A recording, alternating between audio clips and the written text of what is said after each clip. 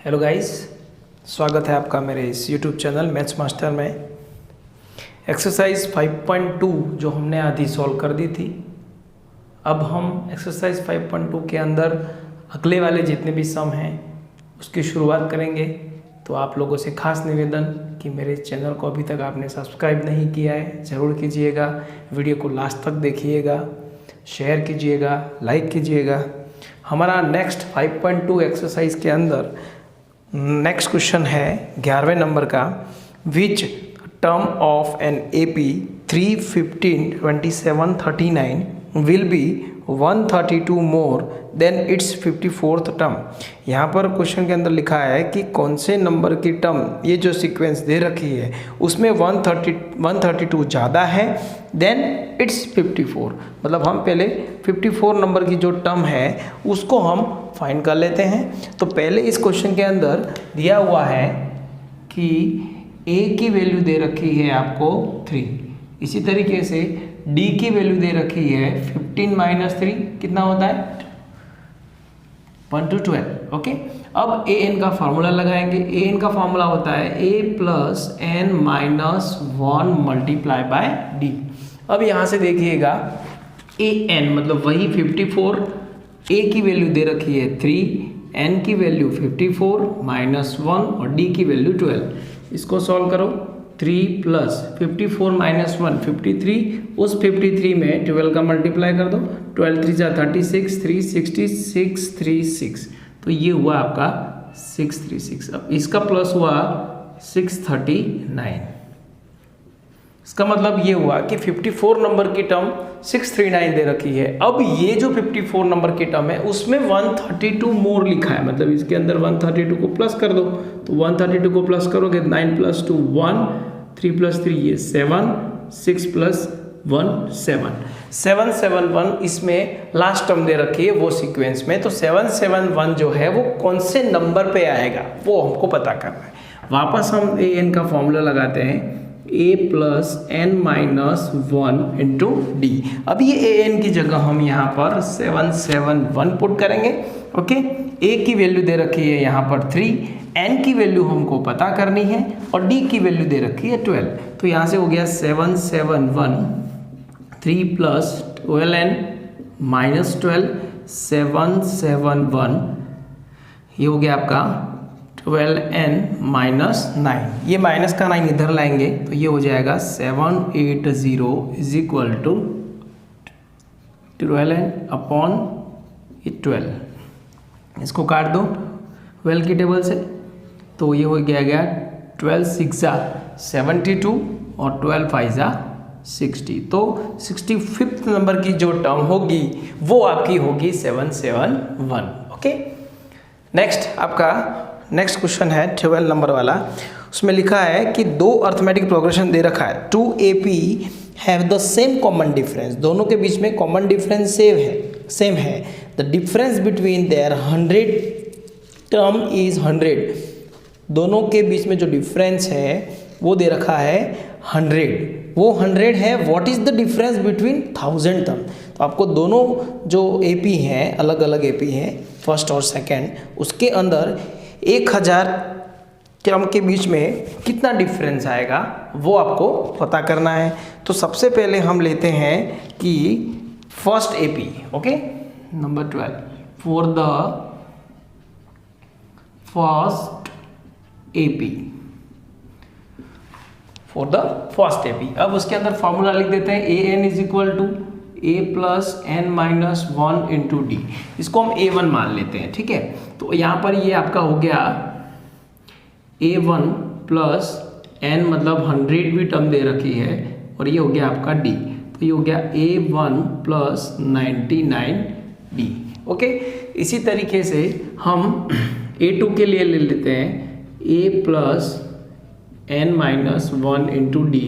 तो ये a2 हो गया और n की जगह 100 हो गया। तो यहाँ पर a2 + 99d, दो अलग अलग AP है। इसी तरीके से 1000 टर्म के लिए निकालते हैं for the second AP। Second AP के अंदर भी फॉर्मूला वही यूज होगा, a n is equal to a plus N minus 1 into d. अब a n plus a n की वैल्यू मतलब 1000 है यहाँ पर, तो अब यहाँ पर ये आपका क्या आ गया, A100 आ गया। अब A1000 में भी A1 प्लस अब आपको रखना है 1000 माइनस 1D, मतलब A1 प्लस 999D। ओके, अब नेक्स्ट आपका इसी तरीके से सेकंड के लिए आ जाएगा AN is equal to A2 plus 999D। Okay, अब हम क्या करेंगे, इन दोनों का डिफरेंस दे रखा है, किसका, इसका। फॉर एग्जांपल इसको लिख दिया मैंने 1, इसको लिख दिया मैंने 2, तो 1 में 2 का डिफरेंस दे रखा है, वो है 100, तो वो मैं लिख देता हूँ A1 प्लस 99D, डिफरेंस मतलब माइनस 99D, वो आपको क्वेश्चन में दे रखा है। तो यहाँ से आप देखोगे ये कट जाएगा, इसका मतलब A1 में A2 क्या आंसर आया, 100 आया। ठीक है, ये जो मैंने फर्स्ट एपी का जो डिफरेंस था 100 टर्म वाला, ओके, वो आपको 100 दे रखा है। अब वो पूछ रहा है कि जो सेकंड एपी है उसके अंदर इन दोनों का डिफरेंस कितना होगा, तो इन दोनों का डिफरेंस निकालते हैं हम। आप समझ लो कि ये आपकी थर्ड है, ये आपकी 4 है। इसका मतलब ये हुआ कि थर्ड में से 4 को माइनस करें तो कितना आंसर आता है, क्योंकि ये आपकी 1000 टर्म है, ये आपकी 100 नंबर की टर्म है, तो 1000 नंबर की टर्म है। इसका मतलब आपका ये आंसर होगा A1 plus 999D minus A2 minus 99D, क्योंकि ये प्लस माइनस कैसे हो गया, डिफरेंस है इसलिए हो गया। अब ये कट गया, तो ये क्वेश्चन मार्क है, ये कितना होगा, तो ये A1 minus A2 is equal to कितना होगा, यहाँ से देख लीजिएगा, इसका भी आंसर कितना आएगा, 100 आएगा। इसका मतलब फर्स्ट वाली एपी में 100 टर्म जो थी उसका डिफरेंस 100 दे रखा है, तो 1000 टर्म का कितना होगा, तो उसका आंसर भी 100 होगा। ओके, नेक्स्ट आपका क्वेश्चन है 13 number, how many 3 digits number divisible by 7। कहने का मतलब ये है कि आपको पता करने हैं कि 7 से डिविजिबल 3 डिजिट नंबर कितने हैं। अगर देखने जाएंगे तो गिनेंगे तो बहुत सारे हो जाएंगे, आपको आपका दिमाग लगाना है। सबसे पहले ये पता करना है कि उसने 7 का डिविजिबल पूछा है, किसका डिविजिबल पूछा है, 7 का, तो 7 का डिविजिबल पूछा है। इसका मतलब आपको ये ध्यान रखना है कि सबसे पहले 3 डिजिट नंबर स्टार्ट कहाँ से होता है, 3 डिजिट नंबर शुरू कहाँ से होता है, 100 से शुरू होता है। आपको चेक करना है क्या 100 7 की टेबल में आता है, क्या 7 से डिवाइड होता है, नहीं होता है। ओके, अब आगे जाइए 101 भी 7 की टेबल में नहीं आता है, वो 7 से डिवाइड नहीं होता है।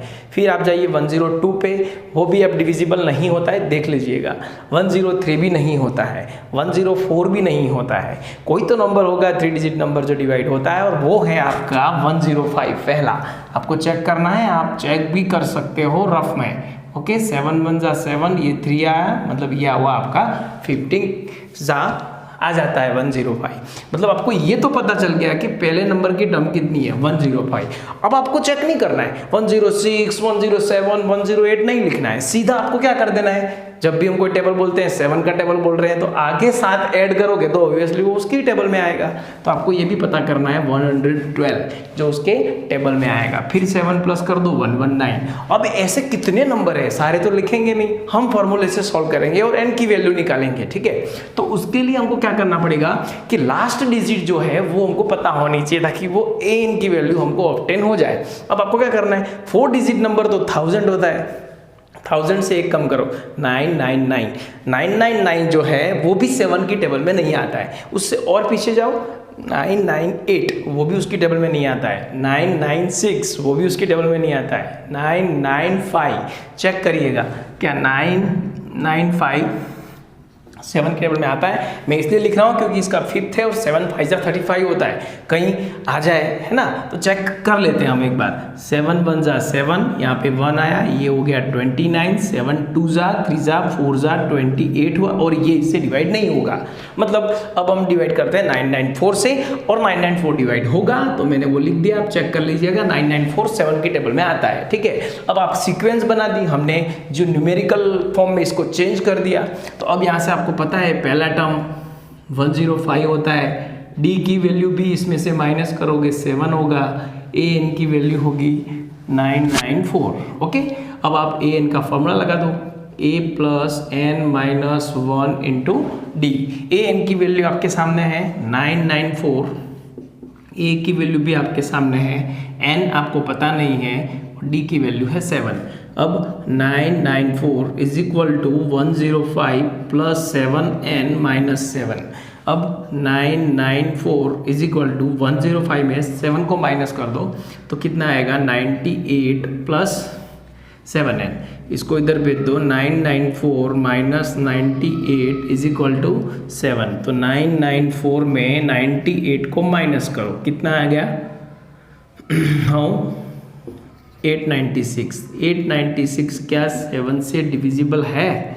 पॉइंट में तो आएगा नहीं, इतने तो नंबर निकालने ही हैं। इसको कट कर दो, 7 1 जा 7, 19, 7 2 जा 14 और 128, मतलब टोटल 128 ऐसे नंबर हैं 3 डिजिट वाले जो 7 से डिविजिबल है। अगर हम लिखने जाते तो बहुत लंबा हो जाता। इसका मतलब हमने ये पता कर लिया कि 128 ऐसे नंबर हैं वो सारे के सारे 7 से डिविजिबल हैं। क्लियर? नेक्स्ट आपका क्वेश्चन नंबर 14 है, how many multiple of lies between 10 and 250। 10 और 250 के बीच में नंबर पता कर रहे हैं जो क्या करते हैं 4 के मल्टीपल में आते हैं। तो हमको 10 से शुरू करना है, ठीक है। 10 4 की टेबल में आता है? नहीं आता है। 11 नहीं आता है। आगे बढ़िए, आगे आपका नंबर है, सबसे पहला नंबर आपने पता कर लिया वो है 12। अब आपको 4 का टेबल ही बोलना है ना, तो आगे 4 और बढ़ा दो, मतलब आपका 16, फिर बढ़ा दो ये 20। अब आपको क्या करना है 250 पे रुक जाना है। 250 4 की टेबल में नहीं आता है, ठीक है। 249 भी नहीं आता है, 248 आता है। मतलब अब ये क्वेश्चन पूरा के पूरा सेम टू सेम इसकी तरह का हो गया। अब देख लीजिए, क्लियर? मतलब 248 4 की टेबल में आता है, 4 का मल्टीपल है, मल्टीपल हो या डिवाइड हो देखना एक ही है कि मल्टीपल मतलब वो उस टेबल में आता है, डिवाइड मतलब डिवाइड होता है। अब यहाँ से आप ए की वैल्यू निकाल लो, 12 हो गई, डी की वैल्यू हो गया आपका 4 और ए एन की वैल्यू हो गई 248। अब यहाँ से ए एन का फॉर्मूला लगा दो, a n is equal to a plus N minus 1 into d. यहाँ से चेक करो 248 आया है, 12 है, एन तो पता ही नहीं है और डी की वैल्यू 4 है। 248 is equal to 12 plus 4n minus 4। Okay, 248 is equal to 8 4n plus 8। इसको इधर भेज दोगे तो ये 240 हो जाएगा और ये 4n। अब आप चेक करो 240 को ये 4 से कट कर दो तो आपका n की वैल्यू मिल जाएगी 60। टोटल 60 ऐसी टर्म है जो 4 के मल्टीपल में आती हैं, 10 से 250 के बीच में। क्लियर?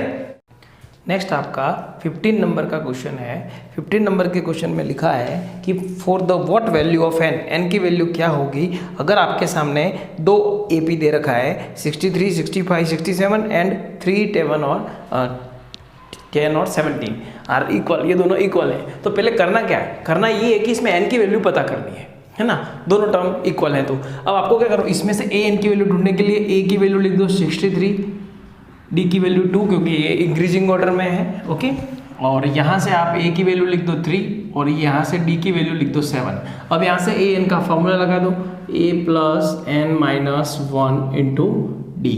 ओके, अब यहाँ से ए एन की वैल्यू, ए की वैल्यू बताओ 63, एन की वैल्यू बताओ नहीं पता और डी की वैल्यू बताओ 2।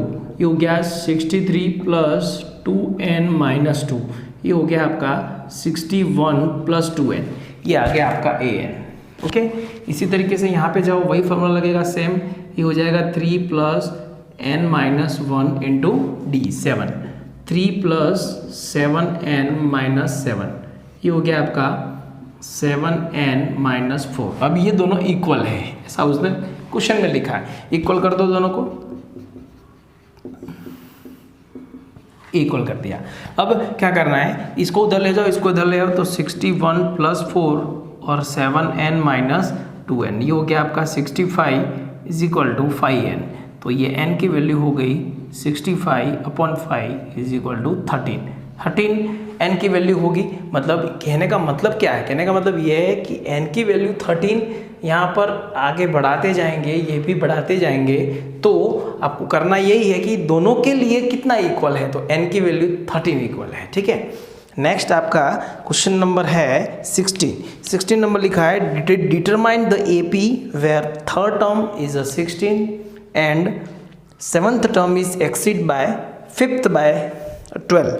मतलब आपको इसके अंदर क्वेश्चन में लिखा है कि थर्ड नंबर की टर्म जो है वो दे रखी है 16, मतलब A3 की वैल्यू दे रखी है 16, A3 की वैल्यू दे रखी है 16 और जो सेवन्थ नंबर की टर्म है वो एक्सीड है फिफ्थ टर्म का 12। Seventh term is exceed by 5, exceed का मतलब होता है प्लस। अब यहाँ से आप ऐसा कर सकते हो कि A7 minus A5 is equal to 12। Okay, हमने एक क्वेश्चन किया था नेक्स्ट पहले नंबर 10 वाला, कॉमन डिफरेंस डायरेक्ट ढूंढ लिया था, वो फॉर्मूला हम यहाँ लगा के ढूंढ सकते हैं। AM minus AN upon A minus N, AM minus AN दे रखा है 12 और M ये रहा 7 माइनस 5। ये डायरेक्ट ढूंढने का D ढूंढने का तरीका है और ये आप निकाल सकते हैं, ये 6 आ गया। ओके, अब इससे हम A की वैल्यू ढूंढ सकते हैं। फॉर्मूला वही AN is equal to A plus N minus 1 into D। AN की वैल्यू आपके सामने है 16, A की वैल्यू है आपके सामने नहीं है, वो ढूंढनी है। N की वैल्यू है आपकी 3 और D की वैल्यू आप निकाल चुके हो 6। 16 is equal to A plus 3 minus 1 होता है 2, 2 6 12। सो A की वैल्यू हो गई 4, A की वैल्यू आ गई। ओके, A की वैल्यू आ गई, सो 4। अब ये 4 भी आ गया, D भी आ गया। अब आपको अर्थमेटिक प्रोग्रेशन के अंदर सीक्वेंस में ढूंढना है A plus N minus 1 into D। A की वैल्यू है 4, N आपको पता नहीं है और D की वैल्यू है आपकी 6। तो यहाँ से हो गया 4 प्लस 6N माइनस 6, इसका मतलब हुआ 6N माइनस 2। अब यहाँ पे आप A1, A2 और A3 ढूंढ सकते हो।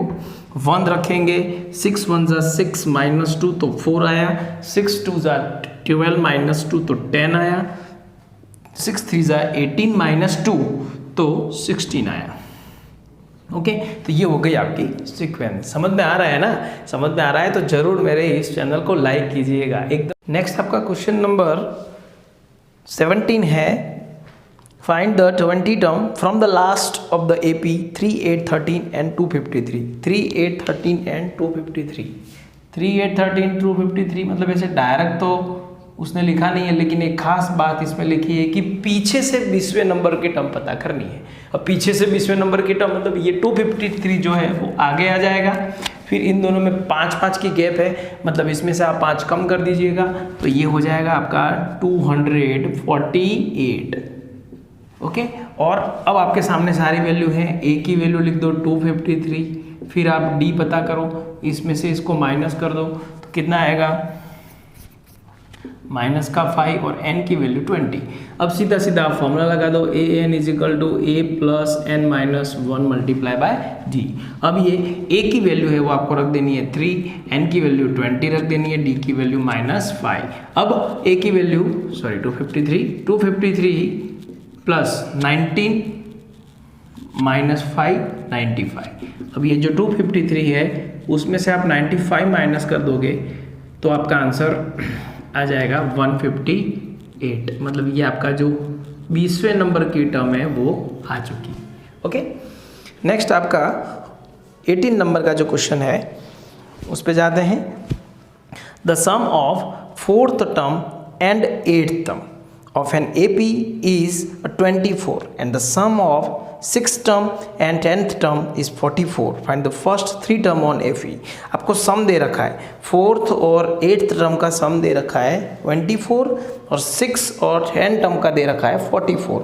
मतलब 4 और 8 टर्म, मतलब देख सकते हैं यहाँ पे 4 और 8 टर्म का सम दे रखा है 24 और दूसरा 6 और 10 टर्म का सम दे रखा है 44। 6 और 10th टर्म का दे रखा है 44। अब यहाँ से आप देख सकते हैं, इसको हम फॉर्मूले के अंदर यूज़ करें AN वाले फार्मूले से, तो इसको लिख सकते हैं A प्लस 3D बराबर, और इसको लिख सकते हैं A plus 7D is equal to 24। इसको लिख सकते हैं a प्लस 5d, एक n कम ही कर देना है हमको, और इसको लिख सकते हैं a plus 9d is equal to 44। इससे क्या होगा, a और a प्लस हो जाएंगे, ये 2a हो गया, 3 प्लस 7 ये 10d हो गया, और ये 24 हो गया। क्लियर। नेक्स्ट आपका a और a 2a हो गया, 5d 10d 14d हो गया, और 44 हो गया। अब इसमें से आप चेक करो, साइन चेंज करोगे, माइनस करोगे, एलिमिनेशन मेथड लगाओगे। 2a से 2a आपका कट गया, ये 14 में से 10 को माइनस करोगे, ये 4d हो गया, 44 ये आपका हो गया माइनस का 20, माइनस से माइनस कट गया और d की वैल्यू आ गई 5, शॉर्टकट मेथड। ठीक है, d की वैल्यू 5 अगर हम यहाँ कहीं पुट कर देंगे तो ये हो जाएगा 2a plus 10 into 5 is equal to 24, 2a plus 50 is equal to 24, 2a is equal to 24 minus 50, 2a is equal to minus का 26, a की वैल्यू आई माइनस का 13। क्लियर। अब ये a की वैल्यू माइनस 13 और d की वैल्यू 5 हम a n के फॉर्मूले में रख देंगे तो हमको हमारी सीक्वेंस मिल जाएगी। a की वैल्यू माइनस का 13 है, n हमको पता नहीं है, d आप ढूंढ चुके हो, माइनस का 13 प्लस का 5n माइनस 5, तो ये हो गया आपका 5n माइनस 18, ये आ गया आपका an। अब क्वेश्चन में बोला है कि पहले 3 टर्म पता करनी है, तो आप 1 2 3 पुट कर दो। 1 पुट करोगे तो आपका आएगा 5 1 जा 5 माइनस का 13, 2 पुट करोगे तो आपका आएगा 5 2 जा 10 माइनस का 8, और 3 पुट करोगे तो माइनस का 3। सीक्वेंस आया माइनस का 13, माइनस का 8 और माइनस का 3। क्लियर। नेक्स्ट आपका 19 नंबर का क्वेश्चन है कि Subbarao is started work is 1995 at annual salary of 5000। Subbarao ने 5000 रुपये से अपनी शुरुआत करी नौकरी की 1995 में, and received an increment of Rs 200 each year. उसको हर साल 200 रुपये का इंक्रीमेंट मिला। In which year did his money income is reach of 7000। और वो ऐसा क्वेश्चन में लिखा हुआ है कि 7000 तक वो कब पहुंचा। आपको सीक्वेंस देख लेनी है, सीधा क्वेश्चन पूछा है कि उसकी एनुअल सैलरी पहली 5000 थी जब जॉब लगी, उसके बाद उसको हर महीने या सॉरी हर साल उसको 200 रुपये इंक्रीमेंट हुआ, मतलब दूसरा हुआ 5000, और वो कब 7000 तक पहुंचा, ऐसा क्वेश्चन में पूछा है। तो ऑब्वियसली यहाँ से a की वैल्यू होगी आपकी 5000, d की वैल्यू होगी 200 और 7000 वो आपकी है an की वैल्यू। an का फॉर्मूला लगा दो, a plus n minus 1 multiply d, ये हुआ 7000, ये हुआ आपका 5000, n आपको पता नहीं है, ये d हो गया 7000, 5000 सॉरी ये हो गया आपका दे रखा है 200 और 200 n माइनस 200। क्लियर। अब यहाँ से 7000 इसमें से इसको माइनस कर दोगे 4800 प्लस 200n, इसको इसमें माइनस कर दोगे तो ये हो गया आपका 200n, और इसमें से इसको माइनस कर दोगे तो 7000 में से इसको माइनस करोगे तो ये आपका आएगा 2200 200। आप यहाँ से काट सकते हो सीधा, और ये आ गया आपका 11। ठीक है, 11 साल के बाद उसकी सैलरी 7000 रुपये पहुँचेगी। ओके, मतलब उसको हर साल 200 रुपये का इंक्रीमेंट मिले तब। नेक्स्ट आपका है क्वेश्चन नंबर 20।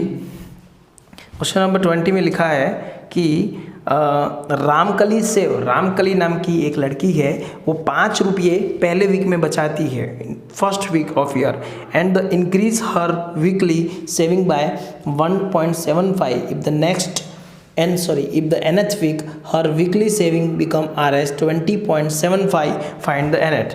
वो 5 रुपये से शुरुआत करती है, 1.75 उसमें से इंक्रीज होता रहता है, उसको कब 20.75 तक जाना है। क्वेश्चन नंबर 20 है, रामकली पहले 5 रुपये, अब 1.75 उसमें से इंक्रीज हो रहा है तो इसमें इंक्रीज कर दो 6.75, ऐसे वो पहुंचेगा 20.75। सेम क्वेश्चन है। ओके, ए की वैल्यू आप यहाँ से देख लीजिएगा 5 है, डी की वैल्यू इसमें से इसको माइनस कर दो 1.75 है, और ए एन की वैल्यू है 20.75 है। अब यहाँ से आप ए एन का फॉर्मूला लगा दो, वही a plus N minus 1 multiply D. अब यहाँ से 5 हो गया, n की वैल्यू आपको नहीं पता है, d की वैल्यू 1.75 है और n की वैल्यू 2.7 वो 0.75 20.75 5 प्लस 1.75 n माइनस 1.75। अब ये हो गया 20.75, 5 में से आपको माइनस करना है 1.75, ठीक है। तो ये हो गया आपका 3.25, ये 3.25 प्लस 1.75। अब ये 3.25 इधर ले आना है, मतलब इधर लाएंगे तो ये ऑब्वियसली माइनस हो जाएगा। 20.75 minus 3.25 is equal to n।